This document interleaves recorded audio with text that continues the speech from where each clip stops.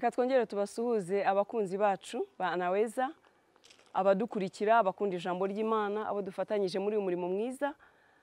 Turabashuje mu izina rya Kristo Yesu.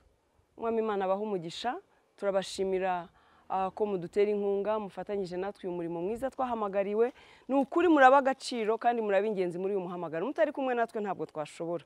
Bidutera imbaraga, bikaduhagurukiriza gukomeza gukorera Uwiteka kuko tubona yuko hari abantu bashyigikiye ibyo dukora. Imana ibaha umugisha, turabasengera kandi tubifuriza ishya n'ihirwe mu buzima bwanyu bwose. Haleluya. Umwami Imana rero abishimire, uyu ni wa mwanya wacu mwiza. Ni Mama Matilda kandi ngarutse imbere yanyu n'ijambo ry'Imana, n'inkuru nziza. N'inkuru nziza z'ibyiza. Dukeneye ijambo ry'Imana. Abantu b'iki gihe dukeneye ijambo ry'Imana kugira ngo ritubere umutsima w'ubugingo. Yesu rero abaha umugisha, reka dutangire dusenga kandi dushyire za Bibiliya zacu hafi aho.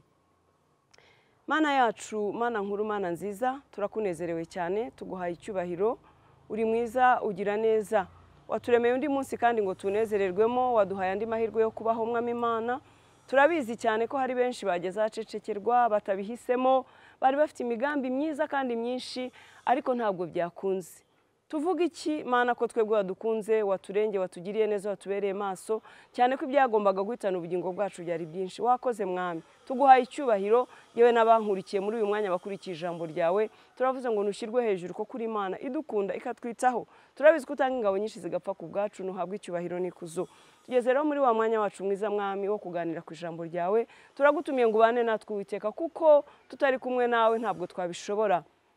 Nta bwenge dufite, nta bumenyi, nta n'ubuhanga bwo gusobanukirwa ijambo ry'Imana. Ni wowe udusobanurira, ni wowe utwigisha, ni wowe uduha ubwenge bwo kumenya no gusobanukirwa. Turakuraritse rero Mana kugira ngo ntudusige, ahubwo utangirane natwe, uze gusozanya natwe. Mwuka wera w'Imana, mufasha w'ukuri, ubane natwe. Reka tugubwe neza muri uyu mwanya mwiza, uduha amatwi yumva, uduha amaso y'umutima, ahumuka akabona akamenya. Izina ryawe nirishimwe. Urakoze Mwami Imana, mu izina rya Yesu. Amen, amen, haleluya. Abakunzi ba Anaweza, Uwiteka Imana abaha umugisha, abagiriye neza muri byose. Turanezerewe mu mwanya mwiza Imana ibiduhaye. Tujye kongera kuganira ku ijambo ry'Imana kandi mwarakoze gukunda ijambo ry'Imana.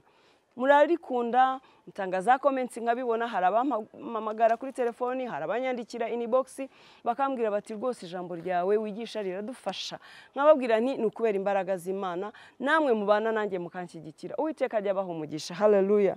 Tugiye rero kongera kuganira ku ijambo ry'Imana. Yesu ashimwe cyane. Uyu munsi tugiye kuganira ku ijambo ry'Imana rivuga ngo tutari kumwe n'Uwiteka ntacyo twashobora. Tutari kumwe n'Uwiteka nta na kimwe twashobora. Turi abanyantege nkeya, turagabanirijwe ku buryo tutari kumwe n'Uwiteka nta kintu na kimwe twashobora.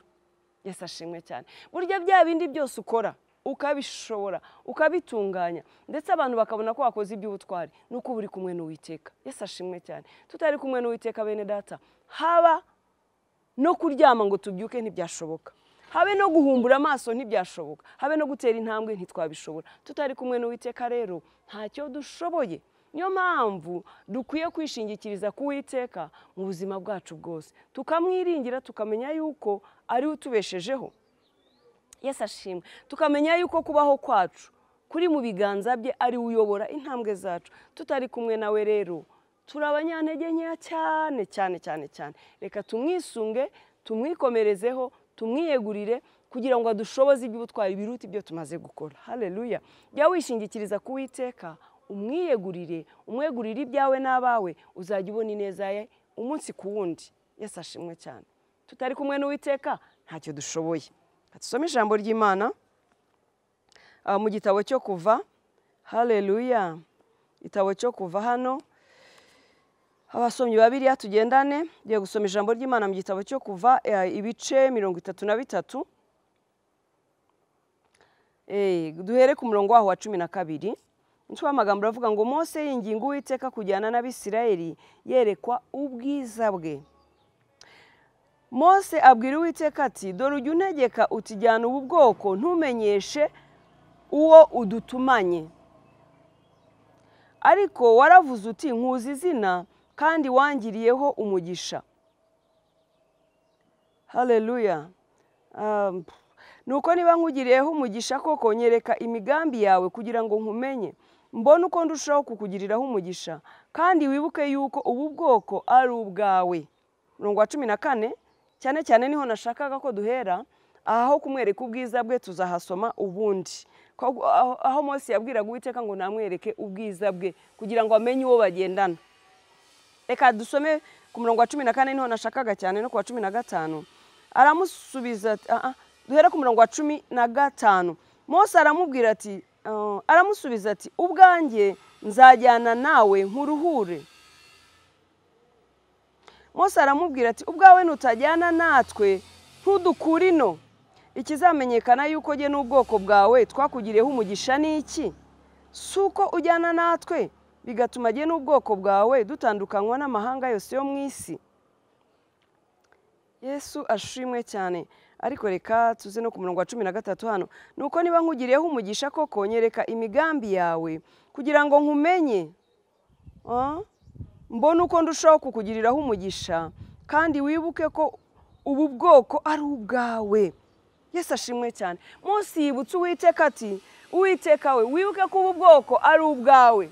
Nubwo umbwira kujyana nabwo, nubwo umbwira kubuyobora ngo mujyane mu gihugu cy'amasezerano, wibuke ko ubu bwoko ari ubwawe kandi wibuke ko ntabishobora jyenyine.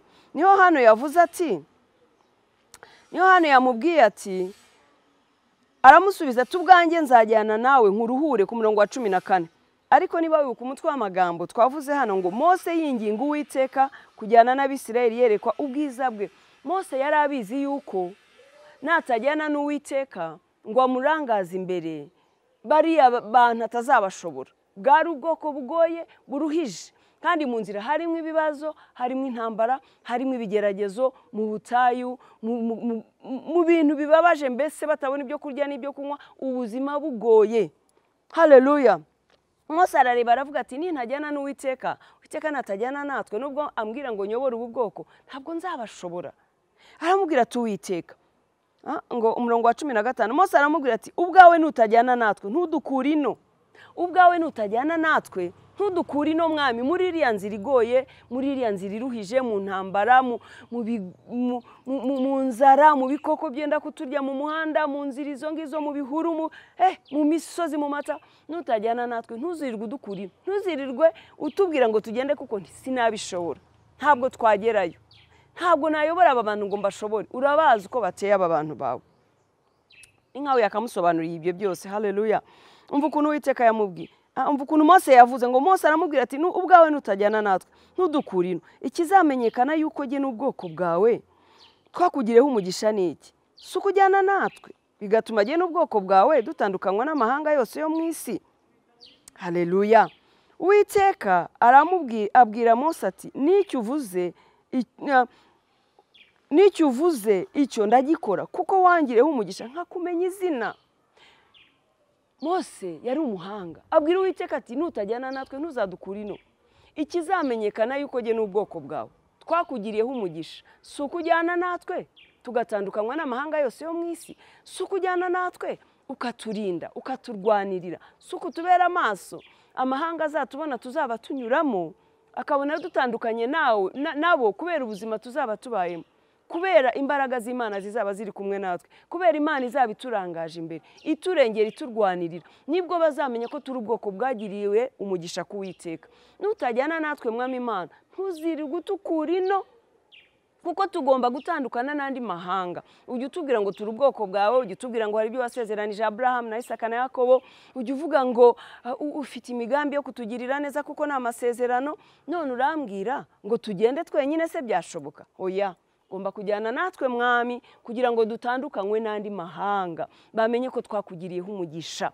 Uwiteka abwira Mose ati n'icyo uvuze icyo ndagikora, kuko wangiriyeho umugisha nakumenya izina. Mose naragutoranije, Mose uri umwana wanjye, Mose nagukuruje neza, Mose ninjye wagambiriye kugutuma ngo ujyana aba bana banjye ubacungure bakure mu maboko ya Farawo, aho bakoreshwa uburetwa, aho bababarijwe. Ni njyewe waguhisemo, none ntugire impungenge, ntugire ubwoba, nzajyana nawe nkuruhure mu bibazo, mu bikomeye uzaba urimo, ni njyewe uzajyana nawe. Mose wigira impungenge, wigira ubwoba, nzajyana nawe nkuruhure. Impamvu Imana yambwira ngo nzajyana nawe nkuruhure, yarazi ko imurushya ari byinshi. Erega kuyobora ni akazi mwene da, kuyobora ni akazi. Ese ugira ngo urwo rugo utari kumwe n'Uwiteka warushobora? Abo bana b'iki gihe n'iyi si utari kumwe n'Uwiteka ugira ngo wabashobora? Ese mu kazi intambara ziriyo utari kumwe n'Uwiteka wagize ngo wazishobora? Ubu buzima buri hanze aha wagize ngo wacuruza ukunguka utari kumwe n'Uwiteka bigashoboka? Ntabwo byakunda. Ese wagize ngo wabasha kugendera mu nzira z'Imana, ukubaha Imana ukayiyubahisha utayikomerejeho ngo igushoboze n'ibigeragezo biri hanze aha? Oya, nawe wakora ibyo abandi bakora da. Rero bivuze ngo mu buzima bwacu tugombye kubana n'Uwiteka. Ntacyo twashobora, ntacyo dushoboye tutari kumwe n'Uwiteka. Nuko Uwiteka abwira Mose ati ubwanjye nzajyana nawe nkuruhure. Mwene data, tumira Imana mu buzima bwawe, igendane nawe muri byose kugira ngo ikuruhure. Erega imiruho iri hanze aha ni myinshi, ibikomeye biri hanze aha ni byinshi, ibiguhiga bishaka kukurimbura ni byinshi, ibikurwanya ni byinshi. Utari kumwe n'Uwiteka ntabwo wabishobora. Tumira Uwiteka mugendane rero, mwegurira ubuzima bwawe bwose, nibwo uzabona guhirwa, nibwo uzabona gutabarwa, nibwo uzabona kurengerwa, uhishurirwe nk'uko Mose yahishuriwe. Yabonye ko natajyana n'Uwiteka atazabishobora, yinginga Uwiteka kujyana nabo, kandi Uwiteka aramwemerera kuko ntabwo yari gushobora buriya bwoko. Imana iramubwira iti ubwanjye nzajyana nawe kuko wangiriyeho umugisha, nkakumenya izina Mose, ntabwo nzakureka.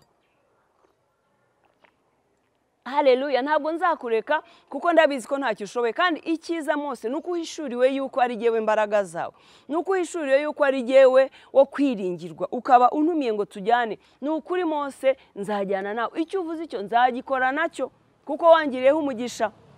Bivuze Mose ngo yajyaga abwira Uwiteka byinshi, ariko aramubwira ati n'icyo uvuze icyo nacyo nzagikora. Mwene data, kwiringira Imana no kwiyegura n'iby'ubuzima bwa buri munsi. Ntiwibeshye ko hari icyo ushoboye na gitoya, haba no gutera intambwe. Ntacyo dushoboye tutari kumwe n'Uwiteka. Ubuzima bwawe rero bwegurira Uwiteka, ujye wishingikiriza kuri we, uyoborwe nawe, uzashobora muri byinshi birenze ibyo utekereza kuko Uwiteka niwe mbaraga zacu. Ntacyo dushoboye tutari kumwe n'Uwiteka. Haleluya. Gira kwiyegurira Uwiteka, gira gusoma ijambo rye, gira kubusenga, gira kumuhanga amaso, umwereke ko ntacyo ushoboye. Ubuhanga bwawe, ubwenge bwawe, ubumenyi bwawe, imbaraga zawe, gukomera kwawe jya ubishyira ku ruhande, wiyegurire Uwiteka umere nk'akana gatoya, ukuntu ukifata imbere ya papa na mama. Uzi ko abana bacu babazi ko dushoboye byose naho waba utabishoboye, ariko imbaraga baba baragushyizemo, kukwizera baba bakwizeye, baba bumva udasanzwe. Dukwiye natwe kumera gutya imbere y'Imana, tugakuraho ubwenge bwacu na filosofi zacu zo kumva ko dushoboye, zo kumva ko dufite ubuhanga, tukiyegurira Imana. Burya bya bindi byose ukora nuko Imana ibiri mu ruhande rwawe, waba ubyemera utabyemera. Ese byagenda bite? Wakora ibingana iki noneho ugiye uyihamagara ukayitumira ngo mugendane muri byose? Warushaho gukora iby'ubutwari. Gira rero kwizera Imana no kuyiyegurira kuko ntacyo ushoboye utari kumwe n'Uwiteka. Kandi n'uyiyegurira uzakora byinshi birenze ibyo utekereza, kuko Imana yacu ni imbaraga zacu, ni umutabazi wacu, ni umurengezi wacu, ni ibyiringiro byacu. Umwami Imana rero aguha umugisha.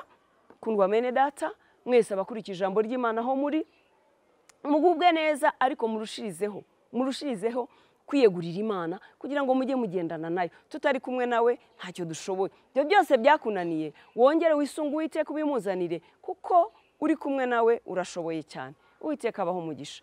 Wowe utarakira Yesu umwakire, nibwo uzajya ugendana nawe, akumva ijwi ryawe nawe ukumva ijwi rye, kuko yaravuze ngo intama zanjye zumva ijwi ryanjye kandi nanjye numva ijwi ryazo. Muhabwe umugisha n'Uwiteka Imana. Turagushimiye Mana y'agakiza kacu, isoko y'ibyiringiro.